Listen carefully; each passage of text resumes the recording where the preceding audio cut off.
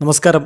Raf talk ഫുട്ബോളിലേക്ക് അവർക്കും സ്വാഗതം. പ്രീ സീസൺ ഫ്രണ്ട്ലി മത്സരത്തിൽ ചെൽസി AC മിലാനെ ഏകപക്ഷീയമായ 3 ഗോളുകൾക്ക് തകർത്തു.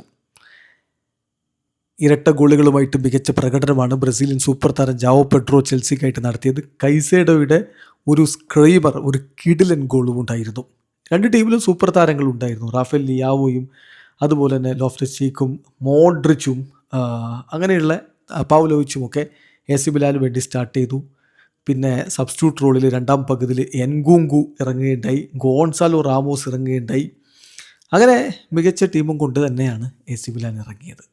ചെൽസിയുടെ ഭാഗത്തും സൂപ്പർ താരങ്ങൾ ആദ്യ ലെവലിൽ തന്നെ ഉണ്ടായിരുന്നു. സാഞ്ചസും പാലസ്റ്റാഴയും അച്ചംപോങ്ങും ഫൊഫാനയും ഹാറ്റോയും കൈസേഡയും ലാവിയയും പാൽമറും ജാവോ പെഡ്രോയും നെറ്റോയും വെൽബെക്കുമാണ് അവർക്ക് വേണ്ടി സ്റ്റാർട്ട് ചെയ്തത്. ഒരു ആദ്യത്തെ അരമണിക്കൂറൊക്കെ കണ്ടപ്പോൾ ചെൽസി എന്താണ് ചെയ്യുന്നത്, വളരെ ബോറിംഗ് ആയിട്ടുള്ളൊരു പെർഫോമൻസ് ആണ് എന്ന ഫീലിംഗ് ആണ് ഉണ്ടായത്. പക്ഷേ പിന്നീട് ജാവോ പെഡ്രോയുടെ ഗോൾ വിറക്കുന്നു, ചെൽസി ലീഡ് എടുക്കുന്നു. രണ്ടാം പകുതിയിൽ ഒരു നല്ല മികവിലേക്ക് പോകുന്ന കാഴ്ചയാണ് നമ്മൾ കണ്ടത്.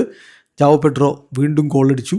അതിനുശേഷം കൈസേഡയുടെ ഒരു സ്ക്രീമർ, ഒരു വണ്ടർ ഗോൾ എന്നൊക്കെ പറയാവുന്ന ഒരു ഗോള് അദ്ദേഹം നേടുകയും ചെയ്തു. അങ്ങനെ ഏകപക്ഷീയമായ 3 ഗോളുകളുടെ ലീഡിലേക്ക് അവർ പോയി.